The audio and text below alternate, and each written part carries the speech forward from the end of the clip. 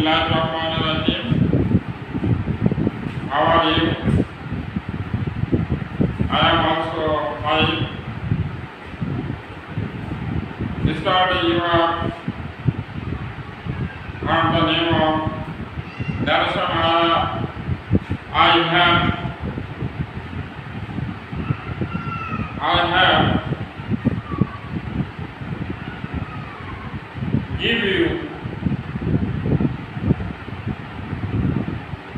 give you some idea about narration. Narration means ukti. Ukti বা কথা বক্তব্য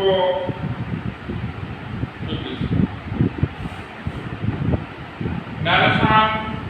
Now I am writing narration on the blackboard.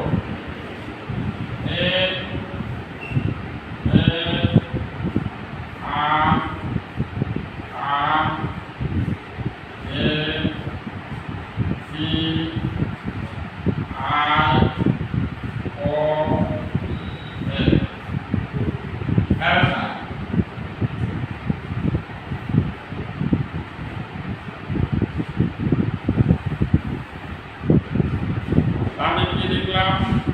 narration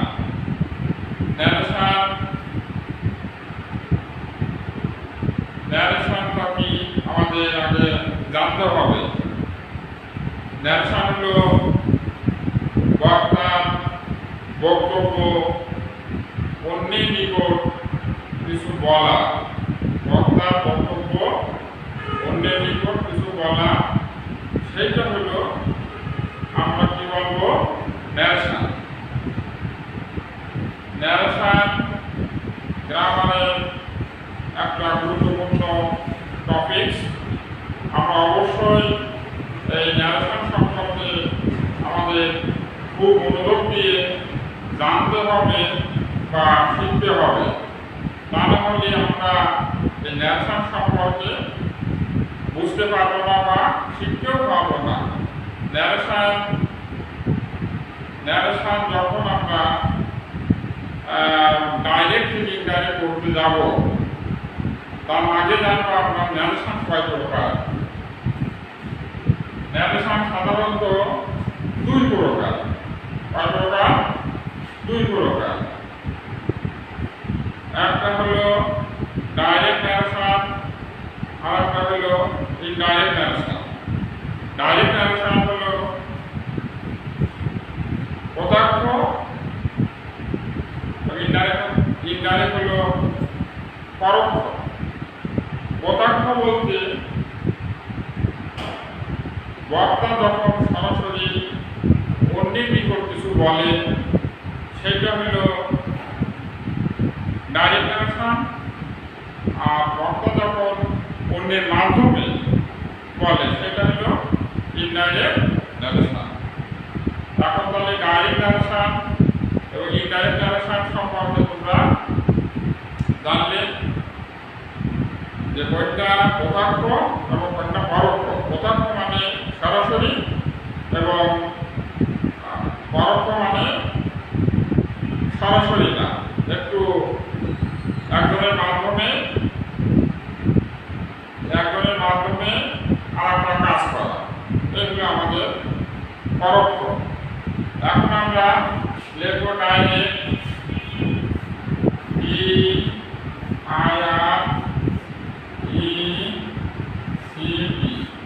direct.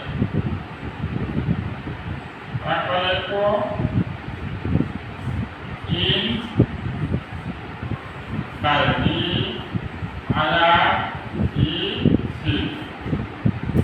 Indirect. তাহলে এখন আমরা একটা উদাহরণ এক্সাম্পল দিতে পারি যে ডাইরেক্ট narration এবং ইনডাইরেক্ট narration কোনটাকে ডাইরেক্ট বলে এবং কোনটা হলো ইনডাইরেক্ট বলে। এখন আমরা লিখি, প্রথমে লিখি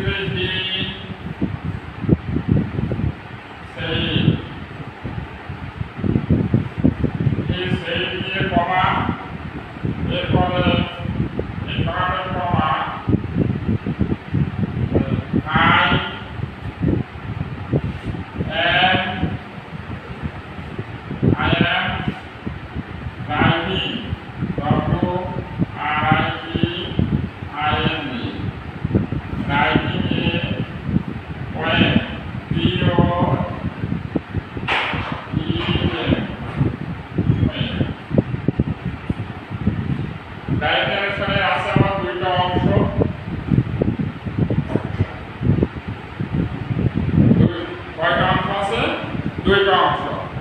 একটা হলো এই তিন ধরনের কমার বাইরে যেটা রয়েছে হলো রিপোর্টিং ভাগ। কি ভাগ? রিপোর্টিং ভাগ। আর এই যে ইনভার্টেড কমা, ইনভার্টেড কমার ভিতরে যেটা থাকে সেটা হলো রিপোর্টেড স্পিচ। কি বলে? Reported speech. আর ইনভার্টেড কমার বাইরে যেটা থাকে সেটা হলো রিপোর্টিং ভাগ, এবং যেটা ইনভার্টেড কমার ভিতরে থাকে সেটা হলো রিপোর্টেড স্পিচ।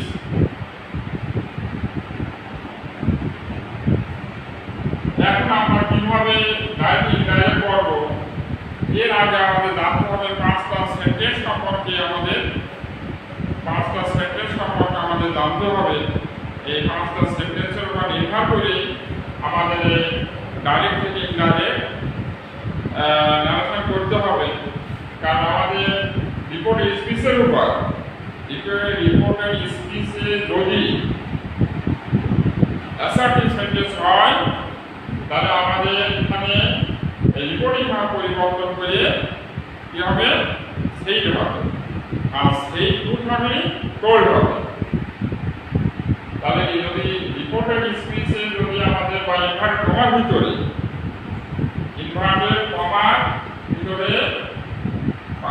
রিপোর্টেড স্পিচে যদি অ্যাসার্টিভ সেন্টেন্স হয় তাহলে রিপোর্টিং ভাগ পরিবর্তন করে আমাদের যদি সেইট থাকে সেইটই হবে, আর সেইট গুড থাকলে টোল্ড হবে। এখানে সেইট থেকে আমরা সেইট লিখতে পারি এসে আইডি সেইট। এরপরে আমাদের নিয়ম আছে ইনভার্টেড কমা আমাদের উঠাতে হবে। কিভাবে উঠাতে হবে? যদি অ্যাসার্টিভ সেন্টেন্স হয় তাহলে আমাদের কি হবে? ড্যাট বসাতে হবে। কি বসাবো? ড্যাট। তাহলে এখন আমরা বসাবো কি ইজ ড্যাট বসাতে হবে। ড্যাট বসিয়ে আমাদের এখন করবো যে এখানে আইটা সাধারণত আমাদের ফার্স্ট পারসন। ফার্স্ট পারসনে কে বলছিল? হি বলছে। এই কারণে he said that inverted comma উঠেছে। এখন ড্যাট বসে আমাদের একটা সেন্টেন্স হয়ে যাচ্ছে। এই কারণে আইটা উঠিয়ে হি হবে। হি এখন ছোট হাতের হবে। এখন কি হবে? ছোট হাতের হবে। এখন আমাদের আরেকটা জিনিস খেয়াল রাখতে হবে, যদি রিপোর্টেড স্পিচে যদি আমাদের টেন্সের পরিবর্তন আছে, যদি আমাদের প্রেজেন্ট ডাউনিং টেন্স হয় তাহলে পাস্ট ডাউনিং টেন্স হয়, প্রেজেন্ট কন্টিনিউয়াস টেন্স হলে আমাদের পাস্ট কন্টিনিউয়াস টেন্স হবে। এখানে তোমরা জানো যে সাবজেক্টের পরে যদি অন্তরে ভাব থাকে এবং মূল ভাবের সাথে যদি আইনি যোগ থাকে তাহলে কি হয়? আমাদের প্রেজেন্ট কন্টিনিউয়াস টেন্স হবে। কি হবে? তাহলে প্রেজেন্ট কন্টিনিউয়াস টেন্স হবে। তবে আমাদের ডাইরেক্ট করতে গেলে আমাদের কি হবে? টেন্সের পরিবর্তন করতে হবে। কি প্রেজেন্ট কন্টিনিউয়াস টেন্স হলে পাস্ট কন্টিনিউয়াস টেন্স। তোমরা তো জানো পাস্ট কন্টিনিউয়াস টেন্সের গঠন কি হয়? মূল ভাবটা আইনকে ঠিকই থাকবে, শুধু আমাদের কি করতে হবে? সাবজেক্টের পরে সাবজেক্ট অনুসারে ওয়াজ বা হয়। যেহেতু আমাদের কি হলো তারপরে কারণে এখানে আমাদের কি হবে? ওয়াজ হবে।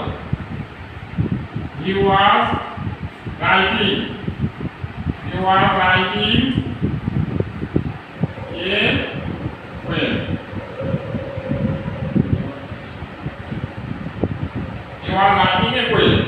তাহলে আমাদের কিভাবে ডাইরেক্ট ইনডাইরেক্ট হলো এটা আমরা বুঝলাম নাকি? যে প্রথমে কি করবো? আমাদের লাইনের দুটো অংশ, একটা হলো রিপোর্টিং ভাগ, রিপোর্টেড স্পিচ। রিপোর্টেড স্পিচের পর নির্ভর করে আমাদের রিপোর্টিং ভাগ পরিবর্তন করতে হবে। তাহলে আমাদের রিপোর্টিং ভাগ কি করতে হবে? পরিবর্তন করতে হবে। তাহলে আমাদের আর পরিবর্তন করতে কি হবে? রিপোর্টিং ভাগ যদি ফার্স্ট টেন্স হয়, রিপোর্টেড স্পিচ অবশ্যই ফার্স্ট টেন্স হতে হবে। এখানে এর পরে আমরা ছেড়ে দিলাম অ্যাসার্টিভ সেন্টেন্স, যেহেতু এই কারণে ইনভার্ট কমা তুলে আমরা ড্যাট বসালাম। এখন আমাদের আইটা কি বলছে? হি। ড্যাটের পরে হি ছোট হাতে হবে, যেহেতু আমাদের এখন একই সেন্টেন্স আছে। আর আগে ছিল প্রেজেন্ট কন্টিনিউয়াস, এখন আমাদের কি হবে পাস্ট কন্টিনিউয়াস। পাস্ট কন্টিনিউয়াসে সাধারণত আমাদের কন্টিনিউয়াসের যে ধর্ম হলো মুখটা আইএনজি যোগ আর শুধু আমরা এখানে পরিবর্তন, তাহলে এর পরে আমাদের থার্ড পারসন যদি হয় এখানে ওয়াজ হবে। এইভাবে আমরা ডাইরেক্ট থেকে ইনডাইরেক্ট করব। এইভাবে তোমরা এই জিনিসটা ভালোভাবে বাড়িতে আবার পড়বা, পড়লে আর সুন্দরভাবে বুঝতে পারবা। পরবর্তী ক্লাসে আমার সাথে আবার কোনো অসুবিধা হলে সেটা আবার জানাবো, আমি সেগুলো বুঝিয়ে দেবো বা সমাধান করে দেবো। ঠিক আছে, থ্যাংক ইউ।